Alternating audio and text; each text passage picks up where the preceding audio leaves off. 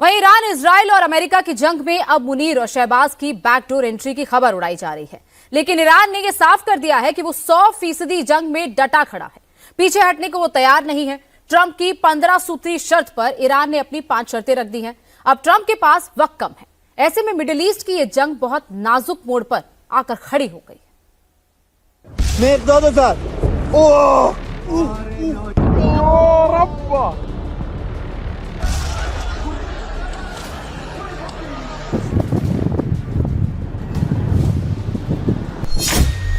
संदेह में युद्ध विराम और बढ़ेगा संग्राम।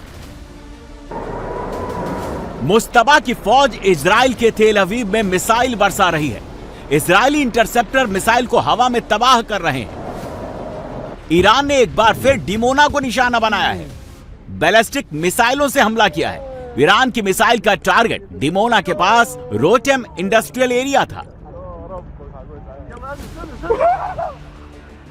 27वें दिन मिडिल ईस्ट में युद्ध विराम की बातों के बीच जमकर बम गोला बारूद बरस रहे हैं।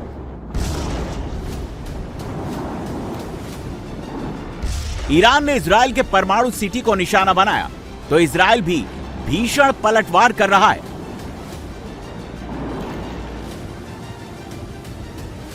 इजराइल ने ईरान के अस्फहान में मिसाइल मार मार के आसमान लाल कर दिया। सिराज में इजराइल ने इतना बम गिराया कि आवाज कई किलोमीटर दूर तक सुनी जा रही है। तेहरान में इजराइल की बम वर्षा से पूरा इलाका धुआं धुआं हो गया।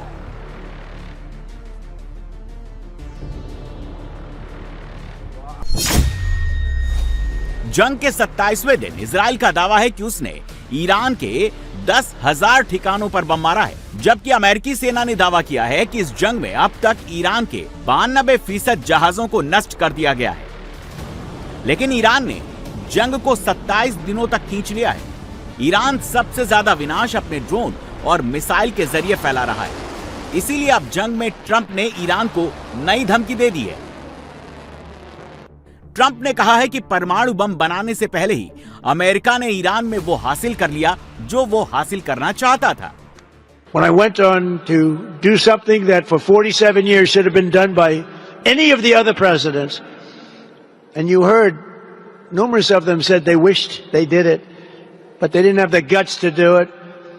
We had no choice. Short term, what we had to do is get rid of the cancer. We had to cut out the cancer. The cancer was Iran with a nuclear weapon, and we've cut it out. Now we're going to finish it off. Trump ने यहां तक कह दिया कि Iran ने उनको supreme leader की कुर्सी तक ऑफर कर दी है, लेकिन उन्होंने नो थैंक्स बोलकर उसे ठुकरा दिया। Seen anything like we're doing in the Middle East with Iran, and they are negotiating, by the way, and they want to make a deal so badly, but they're afraid to say it because they figure they'll be killed by their own people. They're also afraid they'll be killed by us. There's never been a head of a country that wanted that job less than being the head of Iran. I don't want it. We'd like to make you the next supreme leader. No, thank you. I don't want it. Iran ने भी इधर दावा किया कि उसने operation true promise के तहत Israel के 70 से ज्यादा ठिकानों पर मिसाइल हमले किए हैं। युद्ध शुरू होने के बाद से अब तक 700 से ज्यादा मिसाइलें और 3600 ड्रोन दाग चुका है। एयर डिफेंस सिस्टम 200 से ज्यादा हमलों को हवा में ही रोक चुके हैं। ईरान ने अमेरिकी F-18 फाइटर जेट्स को गिराने का भी दावा किया। ईरान ने दावा किया कि यह एक्शन दक्षिणी इलाके में किया गया। अमेरिका ने इस दावे को खारिज कर दिया। अमेरिकी सेंट्रल कमांड ने कहा कि ईरान ने किसी भी अमेरिकी फाइटर जेट्स को नहीं गिराया है। बिस्मिल्लाहिर्रहमानिर्रहीम। با توجه به اینکه همه پایگاه‌های آمریکا در منطقه از بین رفته است، فرماندهان و سربازان آمریکا فرار و در مخفیگاه‌های خارج از پایگاه‌ها پناه گرفتند و ما به دنبال آنها می‌گردیم. از مردم کشورهای منطقه می‌خواهیم محل اختفای آنها را گزارش کنند و همزمان برای امنیت خود اخراج آمریکایی‌ها را از منطقه خواستار شوند و من نصر الا من عند الله العزیز الحکیم. अमेरिका ने ईरान के दक्षिण कोस्ट लाइन पर अब अपने AH-64 अपाचे डिप्लॉय कर दिए हैं, जिनको साफ निर्देश है कि ये अपाचे ईरान की fast attack boats, drone, missile सबको निशाना बनाएंगे। ट्रंप जितनी चाहे उतनी सख्ती दिखा लें, लेकिन ईरान ने साफ कर दिया है कि जंग में अगर शांति आएगी, बात होगी, तो उसकी शर्तों पर होगी। ईरान 5 शर्तों पर ट्रंप से एश्योरेंस चाहता है।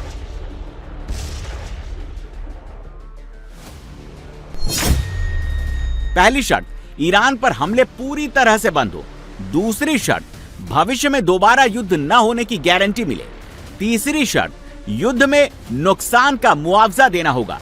चौथी शर्त, सभी मोर्चों पर युद्ध खत्म होगा। पांचवी शर्त, हॉर्मुज स्ट्रेट पर अंतरराष्ट्रीय मान्यता मिलेगी। हॉर्मुज बंद करने के बाद ईरान ने एक और बड़ी धमकी दी है। हॉर्मुज के बाद ईरान ने अब बाब अल मंदेब को बंद करने की धमकी दी है। ये यूरोप और एशिया के बीच व्यापार के लिए बेहद अहम रास्ता है। इससे दुनिया का 10वां हिस्सा समुद्री व्यापार होता है, और खासकर तब जब हॉर्मुज पहले से ही ब्लॉक है। उसने एनर्जी सप्लाई पहले से ही काफी हद तक बंद हो चुकी है। ऐसे में अगर बाब अल मंदेब भी ब्लॉक होता है तो अंतरराष्ट्रीय व्यापार के लिए एक बड़ी तबाही का सबब बन सकता है।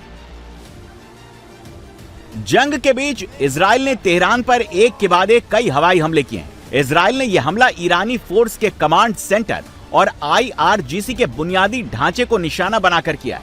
हमले के बाद तेहरान के बड़े इलाके में धुएं का गुबार छा गया। नेतन्याहू ने कहा है कि 48 घंटे में ईरान के सभी सैन्य अड्डों को वो तबाह कर देंगे। इस जंग के बादल अब ऑस्ट्रेलिया तक छा गए हैं। ऑस्ट्रेलिया ने ईरानी टूरिस्ट की एंट्री बैन कर दी है। अगले 12 महीने तक ईरानी नागरिक ऑस्ट्रेलिया नहीं जा सकेंगे।